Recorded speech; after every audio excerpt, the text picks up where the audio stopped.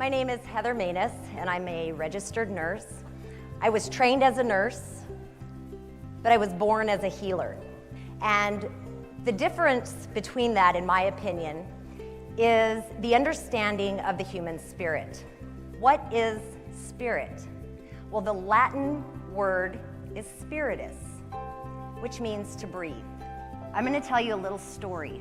And this is the story of the science of cannabis. Dr. Raphael Mechoulam is from Israel, and he is known as the father of cannabis research. Now, Dr. Raphael wanted to know what it was in hashish that made people high. That question that he had is the reason we are sitting here today. I didn't learn about this in nursing school, and I'd like to know why. I felt really ripped off after I learned about the endocannabinoid system. Because once I understood the basics, it helped everything else make sense to me. We are the future of healthcare. Cannabinoids will change the way that our patients heal.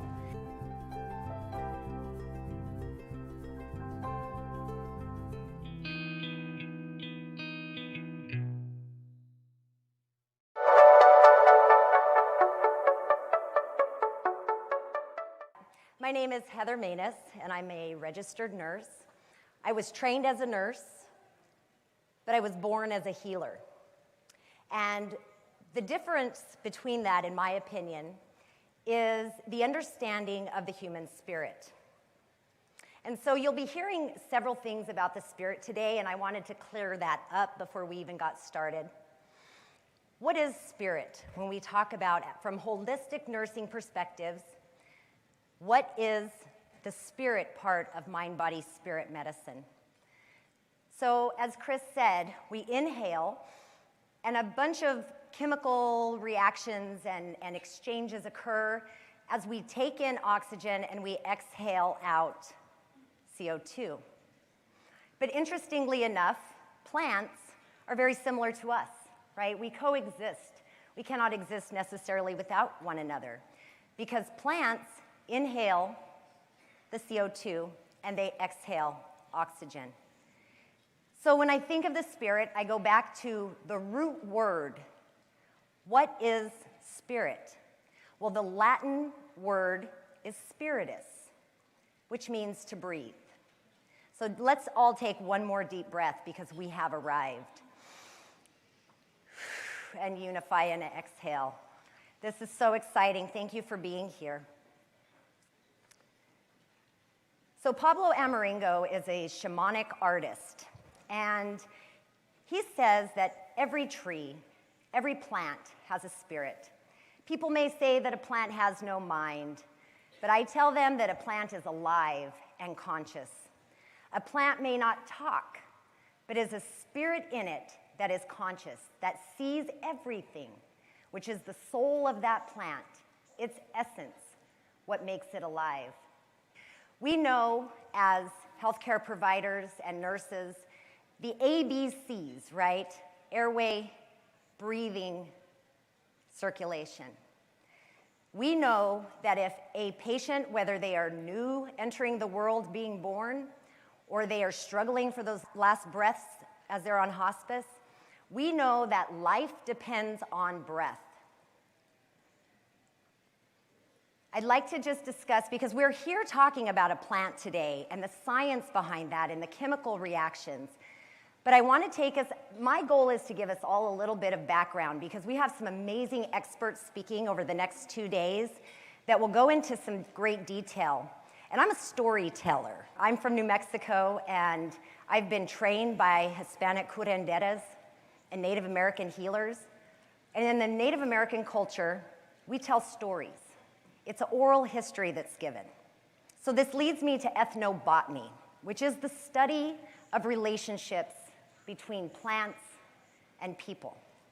It's an actual study. It's actually an interdisciplinary field that takes a look at all kinds of different things related to humans and plants, including medicine and pharmacology. Ethnobotanists examine how we as humans perceive and classify plants. Now, we all know that cannabis currently federally in the US is classified as a Schedule I drug, meaning that it has no medicinal value and high potential for abuse. That is where we as humans over the history have put this plant in our perception and classification.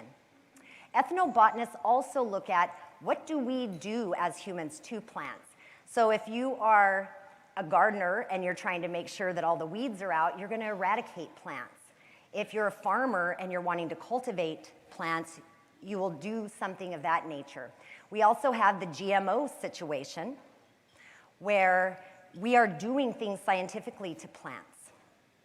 And then the last thing that I'd like to discuss about ethnobotanists is how the plants influence culture. They study how plants influence culture. And we're here today to talk about a plant, the plant cannabis.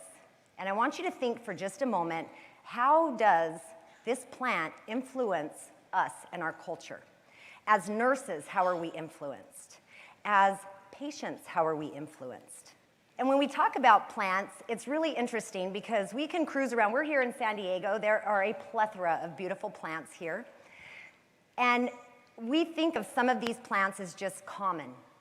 But did you know, and I'll take the dandelion for instance, in the springtime we're usually out there spraying or pulling these dandelions, but did you know that there is research about the efficacy of dandelion root extract inducing apoptosis in drug-resistant human melanoma cells? So what do we really know about dandelions, right? This is where it's leading us to this research. Sage. I've always grown sage in my yard. It's a medicinal plant that we use in New Mexico culturally, but I didn't realize that there had been research done on the chemistry, pharmacology, and medicinal properties of sage to prevent and cure illnesses such as obesity, diabetes, depression, dementia, lupus, autism, heart disease, and cancer. I didn't know that about this plant that I burn to smudge and release negative energy from the home. Lemon balm, I love the smell of it. I've always grown it in my gardens, but I didn't know that it can be used for learning and memory. Perhaps we should have had some lemon balm tea here today. So we know all these things, or we don't know these things, and we're trying to learn these things. So what is knowledge really? And when you look at the science behind knowledge, they say there's basically two types of knowledge. There's traditional knowledge, that which we know because we know because we know, and scientific knowledge, that which we are able to reproduce, have the scientific method confirm, and be certain that this is what we know. And so when we talk about these two types of knowledge, as I said earlier, in the Native American tradition and culture, it's all oral, it's storytelling. I would go to family gatherings and I go, oh man, the prayer is starting. I know I'm gonna be here for 7 minutes. And it's just because the speaking, the prayers were teachings.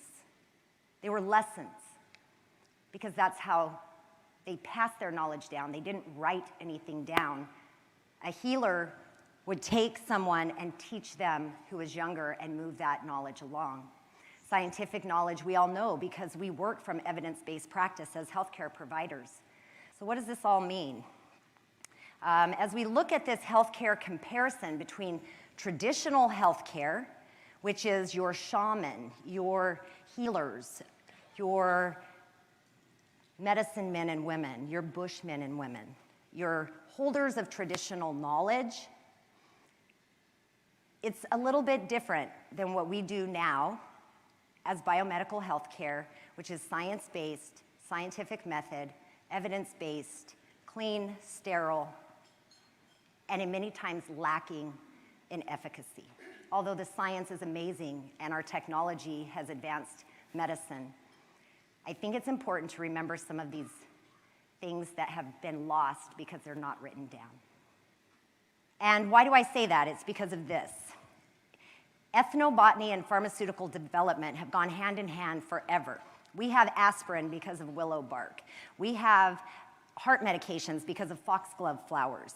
We have a lot of medicines today because of traditional knowledge that scientists wanted to figure out why they were doing that.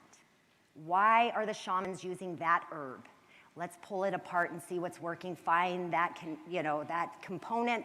Let's reproduce it. Let's put a label on it. Let's sell it, right? That's kind of how that has gone. We have utilized knowledge from nature forever for our medicines and continue to do so today. Plants are our teachers. And this plant cannabis is here to teach us so much over the next couple of days. So I hope that you're all open to learning. I'm going to tell you a little story. And this is the story of the science of cannabis. Dr. Raphael Mechoulam is from Israel, and he is known as the father of cannabis research. Now, Dr. Raphael wanted to know what it was in hashish that made people high. That question that he had is the reason we are sitting here today. He wanted to know what it was that made you high when you used hashish. So through this question, he was able to take the hashish and pull apart all of the different components, and he was looking for what we now know as delta-9 THC. But he did find many cannabinoids before that, like CBD, but it didn't get you high, so that wasn't really what they were looking for. He was able to identify these cannabinoids that were in this plant resin. And from that, it led to another question, as research does. I think every research study ends at the bottom by saying, we need more research to confirm this, that, or the other. So after he found out about the THC, and he wanted to know where in the human body was that attaching? Where was it interacting? And that led to the discovery of the CB1 and CB2 receptors in our own body. And then it led to another question. If you have these receptors in your own body, what is your body producing that is attaching to those receptors also? And that led to the identification of endocannabinoids, cannabinoids that we produce as humans, anandamide and 2-AG. And so I did not know this when I went to nursing school, but he first published his study in 1964. And so him and his colleagues have had research on this plant, on cannabinoids, on our bodies about the endocannabinoid system since 1964. I didn't learn about this in nursing school, and I'd like to know why. I felt really ripped off after I learned about the endocannabinoid system. Because once I understood the basics, it helped everything else make sense to me. And so my call to action is to anyone in this room who has the ability to push endocannabinoid system knowledge and education in universities and nursing schools and in professional education. Let's do that, okay? We don't need to hold this information any longer. So we've all learned about the 11 human body systems, but we're learning now about the 12th. The endocannabinoid system. Now, why is this system important? The reason is because it creates homeostasis and balance between all of our other systems. It is the largest receptor signaling system in the human body. It's comprised of there's others, but two main cannabinoids, CB1 and CB2. The endocannabinoids that we produce in our own bodies are anandamide and 2-AG. CB1 receptors are located primarily in the central nervous system, brain, spinal cord, nerves, organs, but also in peripheral tissues. CB2 receptors are mostly located in organs and peripheral tissues, our skin, and have a lot to do with the immune system. Keep in mind that our skin is our first defense of our immune system, and our skin is full of CB2 receptors, of which we need to utilize more. Okay, so the top one there is a scope picture of cannabinoids. They're real pretty. It's like a rainbow. It's so amazing. The one below identifies that it's endocannabinoids, endogenous cannabinoids from the human. They are very similar, and they attach at the same place, and they somewhat do the same thing. We walk around producing bliss molecules. The word ananda is a Sanskrit word for bliss. The reason that we need to have endocannabinoids in our body to keep balance going is to keep us happy and healthy and hungry and all these wonderful things that keep us living. What happens when our bodies are not producing the amount of endocannabinoids that they need to sustain this balance? And Ethan Russo had coined the term endocannabinoid deficiency. When our bodies are not producing what we need, in medicine, we supplement things all the time, correct? If we have a vitamin D deficiency, we say go outside, get some sun on your face and arms. If you have an iron deficiency, we have you take an iron supplement or increase your red meat. We supplement for deficiencies in medicine all the time. And endocannabinoid deficiency is real. But we don't talk about it because we don't understand the endocannabinoid system in general. Ethan Russo said, migraine, fibromyalgia, IBS, and related conditions display common clinical, biochemical, and pathophysiological patterns that suggest an underlying clinical endocannabinoid deficiency that may be suitably treated with cannabinoid medicines. Phytocannabinoids from the plant cannabis and other forms helps to alleviate this endocannabinoid deficiency by supplementing the system. The New Master study out of New York looked at post-traumatic stress disorder patients, and they did the PET scans, and they were actually able to identify CB1 receptors that were open. They weren't filled. There wasn't anandamide attached. It was an overabundance of empty CB1 receptors. As they said, CB1 receptor availability. This was leading to the idea that with post-traumatic stress disorder, endocannabinoid deficiency can be measured. So that's very exciting. Dr. Ethan Russo says that cannabis is the single most versatile herbal remedy and the most useful plant on earth. No other single plant contains as wide a range of medically active herbal constituents. And we are just starting to scrape the surface of all of the cannabinoids and the potential and how to increase our endocannabinoid systems and in generating that endocannabinoids without having to supplement for a very long time. So hopefully we'll be able to cover a lot of that over the next couple of days. So there are a lot of cannabinoids. Terpenes are important. When you smell a cannabis plant, whatever that smell is, those are the different terpenes. It also indicates different types of varieties. When you smell one, it will smell different than the other, and people are actually able to identify strains or cultivars based on the scent or the terpenoid profile. I think it's important to note that 6630507 is the patent number that the US government holds on cannabinoids as neuroprotectants and antioxidants.